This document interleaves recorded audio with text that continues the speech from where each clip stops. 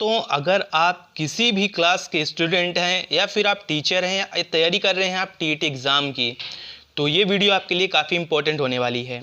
हम आगे आने वाली वीडियोज़ में आपको डिटेल में जितना भी सब्जेक्ट्स है उन सब के बारे में बात करेंगे, लेकिन ये जो भूगोल का विषय है और आप इसे मानसून से रिलेट आप खास कर सकते हैं, क्योंकि ये काफ़ी इम्पोर्टेंट वीडियो होने वाली है आपको मानसून को समझने में और जो जल धाराएँ हैं, वायु धाराएँ हैं, इनको समझने में। तो दोस्तों हम इसके बारे में बात कर रहे हैं, आप इसे गौर से सुनिएगा। अगर आपकी कोई क्वेरी रहती है, कोई आपके मन में सवाल उठता है, तो आप कमेंट बॉक्स में कमेंट करिएगा। दोस्तों यहाँ पे आप ये देख पाएंगे कि ये जो आपकी धरती है ये बीच से एक लाइन जाती है, और ये जो बीच से एक लाइन जाती है काल्पनिक रहती है। मतलब धरती जो आपका गोलाकार है वहाँ पे बीच में कोई लाइन खींची नहीं है, बल्कि काल्पनिक तौर से माना गया है। और ये 0 डिग्री सेल्सियस यहाँ पे आपका दिख रहा है, ये है, इसे बोलते हैं विषुवत लाइन और ग्रीनविच लाइन। ये विभाजित करती है धरती को उत्तरी गोलार्ध, यहाँ से यहाँ तक एक उत्तरी गोलार्ध है, और यहाँ से यहाँ तक ये दक्षिणी गोलार्ध है। अब यहाँ पे दोस्तों जो और आपको लाइन दिख रही है, यहाँ पे जो 30 डिग्री ऊपर 30 डिग्री नीचे है, तो ऊपर वाली ये कर्क रेखा है, इसे आप कैंसर लाइन या कर्क रेखा बोलते हैं। तो ये जो कर्क रेखा है ये भारत के बीचों बीच से गुजरती है, गुजरात, मध्य प्रदेश, ये सारे जितने भी स्टेट्स हैं ऐसे करके, तो भारत को बिल्कुल बीचों बीच विभाजित करती है। दक्षिण में है मकर लाइन, ये मकर रेखा है, और वहीं पे ये जो आप ऊपर देख पा रहे हैं 60 डिग्री से बोलते हैं आर्कटिक रेखा, और जो नीचे ये 60 डिग्री है इसे बोलते हैं अटलांटिक रेखा। और जो ऊपर आप देख पा रहे हैं ये तो गोलार्ध में सबसे टॉप पे या सबसे बॉटम पे ये ध्रुव ही रहता है। मतलब यहाँ पे ये ध्रुव है, उत्तरी ध्रुव है, और ये दक्षिणी ध्रुव है। हम आपको ये एडवांस में न बता के जो आपका मानसून रहेगा, जलधाराएं रहेंगी, जब हम इसके बारे में समझेंगे तो हम आपको और डिटेल में बताएंगे। लेकिन आज देखिएगा दोस्तों कि जो आपको यहाँ पे ये हवाओं की दिशा दिख रही है, आखिर हवाएं इधर ही क्यों चल रही हैं, हम इसके बारे में बताएंगे। तो यहाँ पे दोस्तों आपको सबसे पहले ध्यान ये देना है कि ये जो आपका ध्रुव है, उत्तरी ध्रुव है और दक्षिणी ध्रुव है, यहाँ पे बर्फ जमी रहती है। आपने सुना होगा कि जो आपका धरती है उसके उत्तरी गोलार्ध और दक्षिणी गोलार्ध दोनों तरफ बर्फ जमी रहती है। ऐसा इसलिए होता है क्योंकि यहाँ पे सूर्य का प्रकाश, अगर मान लीजिए यहाँ पे कहीं सूर्य है, उसका प्रकाश यहाँ पे डायरेक्ट तेज नहीं पड़ता और यहाँ पे डायरेक्ट तेज नहीं पड़ता, और इसलिए यहाँ पे बर्फ जमी रहती है।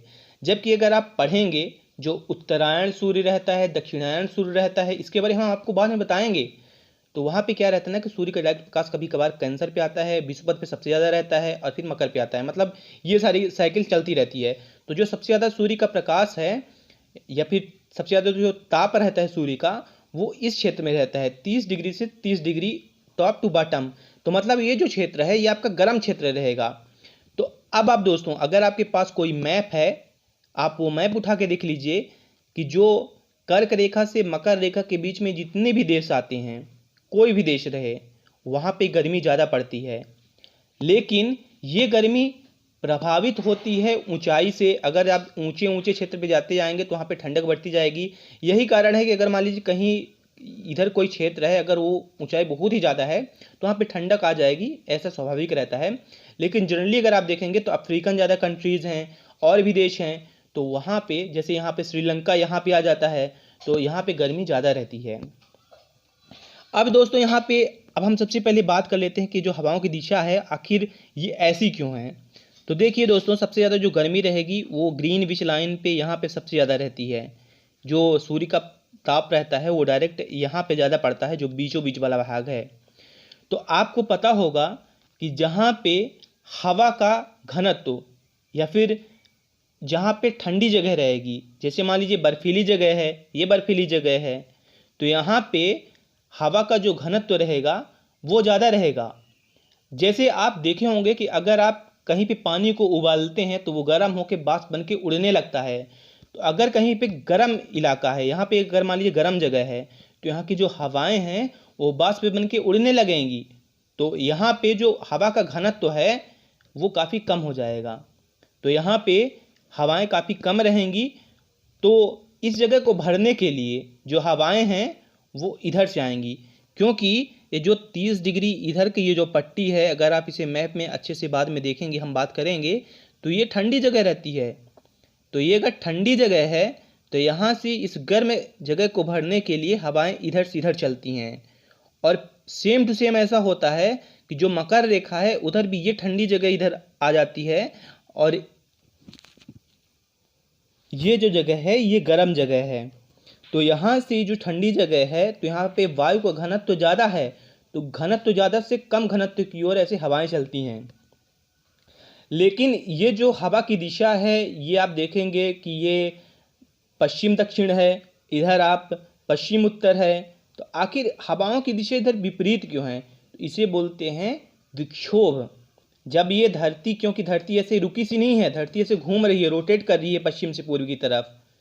तो यहाँ पे होता क्या है कि ये जो हवाएं हैं वो उसके अनुसार, जैसे धरती घूम रही है उसके अनुसार ये अपना दिशा बदलती हैं। हम इसके बारे में आपको बाद में बताएंगे, आज ये बेसिक सा वीडियो है।